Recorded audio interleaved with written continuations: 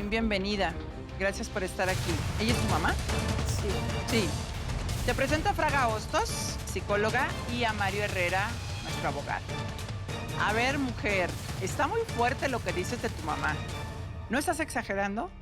Para nada. Ni tantito. Para nada, Rocío. En verdad es una situación desgastante, molesta. Mi mamá, aunque se oiga extraño, es una venenosa, es una malvibrosa. En verdad, alguien necesita ponerle ya un alto. ¿Cuántos hijos son ustedes en total? Somos 3. Yo soy la más grande. Y los 3 viven en el mismo predio. Bueno, vivían porque tu hermano ya no. Y yo Armando me se salí fue. también. Yo ya me salí ¿Cómo? de la casa. Sí, yo me salí hace 5 años. Ajá. Ya es una situación terrible el estar ahí con ella, con sus mentiras, con sus engaños. Es una situación muy, muy desgastante, en verdad. ¿Qué es lo más grave que ha hecho ella? Digo, a mí me parece todo. grave lo que hizo con tu mamá, con tu hermano. Todo. O sea, ¿cómo te vas a provocar golpes para ir a acusar a las autoridades que tu hijo te agredió y que se lo lleven detenido, Mario? Eso es un delito también, ¿no? O sea, provocarse los golpes y acusar injustamente a alguien, falsamente, obviamente, ¿es un delito? Sí, es un delito equiparado a fraude porque obtengo un lucro a cambio de una mentira. En este caso, las autolesiones tienen que ser evaluadas por un perito en la materia para que determinen si necesita protección de ella misma y sea canalizada al centro de rehabilitación correspondiente. Y por parte, pues si él hubiera tenido una afectación mayor, es decir, que hubiera sido procesado porque tal vez hubiera ingerido una lesión mayor, una herida, bueno, pues hubiera podido ser restituido en sus derechos y ella debió de haberle dado alguna restitución económica por el problema que le causó. Oye, y fíjate, peccata minuta, ¿eh? Esto es grave, pero no puedo dejar de pensar en el papá de tu hija. Mira. ¿Cómo que tú pariendo y ella, señor, oye, no es tu hija, ni te rías, ni te alegres? Para que te des una idea de todo lo que destila mi mamá, es increíble, en verdad. Yo tenía una relación de 9 años, no te estoy hablando de 2, 3 meses, de 9 años. Hasta que decidieron tener a tu hija, que tiene 14 Tiene ya. 14 años mi hija, quedó embarazada y en ese momento mi mamá se empeña en envenenarlo y en decirle que seguramente la hija no era de él. ¿Pero por qué? O sea, ¿basada en qué? En que decía que me llevaban compañeros del trabajo que me llevaban a la casa, en que ni salía yo de fiesta porque ya estaba yo con tremenda panza y ella decía que me iba de fiesta cuando yo me iba a trabajar. ¿Y dónde estaba tu marido? ¿O qué hacía? ¿Viajaba mucho él? No, nunca nos casamos, éramos novios, pero decidimos que iba yo a quedar embarazada y íbamos a formar una familia.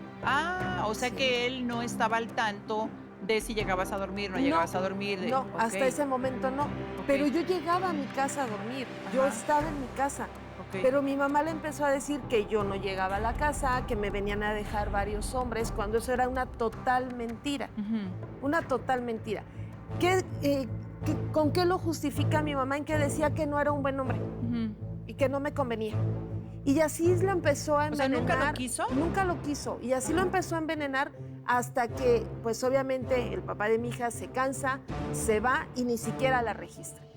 ¿Nunca más volviste a saber de ella? Nunca más volví a saber nada de él. Yo tengo a mi hija. De ella, de él. Yo tengo a mi hija y así la dejamos. Fíjate, ahí hay otro delito. ¿De quién? Aquí del papá, obviamente, sí. Pero también de la señora. Sí, recordemos que existe algo que es el ejercicio del propio derecho, que significa que yo tengo un derecho natural por ser mamá y él tiene un derecho natural por ser el papá. En el momento en el que se aleja del menor de edad, pues claro que empieza a ser un abandono del menor de edad. Y por otro lado, pues también debió haber reclamado los derechos que sí ejercía sobre el menor de edad. En la ley nos dice que el menor que nace dentro de los primeros 200 días antes y después de la concepción, se entenderá que el papá es él o la mamá es ella, ¿no? Curiosamente así viene. Entonces, pues claro que debió haber registrado esos derechos y estos delitos acarrearon las conductas que tuvieron de haber dejado al menor y no haberlo registrado. Dios mío, ¿se arrepiente tu mamá de eso? Cuando menos ha dicho, a mi mamá le vale, o sea, y como eso, mira, te puedo contar sin fin de Ujú, cosas. Por ujú. eso es que ya estamos cansados. Oye, ¿es verdad que les mandaba pedir dinero al papá, Sí, pero con mentiras? Es decir, sí. que ustedes pretextaban de que, este, te Nos pidieron un faltaban libro. Ajá. uniformes o nos faltaban Pero ¿y zapatos. por qué? O sea, ellos vivían juntos. O Sí, sea, sí, ustedes eran sí, una familia. sí, sí, sí, Pero ¿y por sí. qué obligar a mentir? Porque quería más dinero. Nunca le era suficiente lo que mi papá le daba. ¿Y por qué no se lo pedía ella? Pues no sé, le faltaba valor o era más fácil mandarnos a nosotros a contar un cuento chino. Ujú. ¿O qué Yo- quería que ustedes aprendieran a mentir? Mira, lo mejor podría ser esa su intención, pero no Ujú. le salió. Pues No no, le porque salió porque a ninguno le gusta, gracias no, a porque Dios, ya Fraga. vimos que genera problemas. Ujú. La familia de mi papá no nos puede ver ni en pintura. ¿Por No qué? nos quiere la familia de mi Pero ¿y papá ustedes qué culpa tienen? ¿De qué? porque mi mamá en una ocasión Ajá.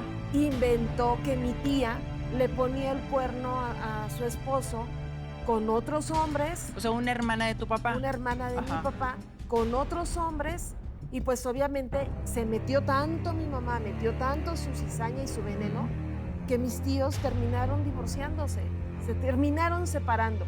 Obviamente después comprobaron que no era cierto, que todo era una mentira de mi Ujú. mamá, que queda como una chismosa y a nosotros no nos quieren, porque ya nos... Pero ustedes qué culpa tienen? Digo, si a tu mamá no la quieren, pues está justificado, es porque tu mamá.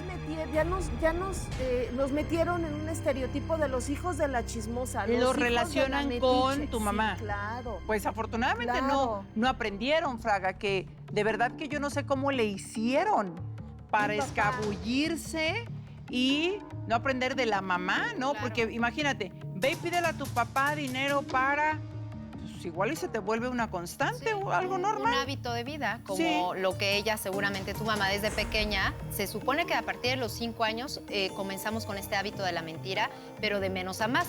Por eso es importante a los niños cuando los cachamos en una mentira, hablar con ellos para que ese hábito no lo comiencen a hacerlo A repetir. como ya parte de su vida y a repetirlo y que bueno que tuvieron los recursos suficientes para no estar con ese patrón continuo de mentiras.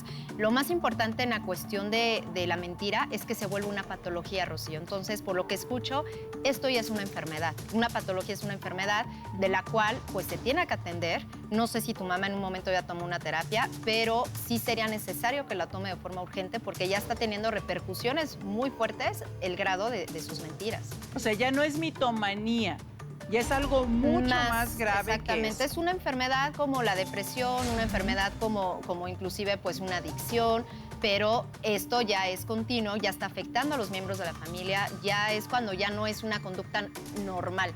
Y muchas veces este tipo de personas, para excusarse y como para decir, no, pues es que no estoy tan mal, pues inventan más historias para ser víctimas. Ujú. Entonces, si tú le dices a tu mamá, es que tú tienes una enfermedad, seguramente te va a decir que no y va a poner 1000 pretextos para, pues, fugarse. Ujú. Pues vamos a... Eso es muy cierto. Mi mamá siempre dice que no le creemos, que no la queremos, que estamos del lado de mi papá. Ujú. que- O sea, que ella lo cree que todos apoyamos. están mal menos ella. Exacto. Y que incluso siempre- tu papá los pone en contra a ustedes de ella. Exactamente. Ajá. Y más bien yo coincido y comparto que ella siempre ha querido, como no sé, victimizarse, causar lástima, pero lo está haciendo de la forma equivocada, Rocío. Yo creo que sí.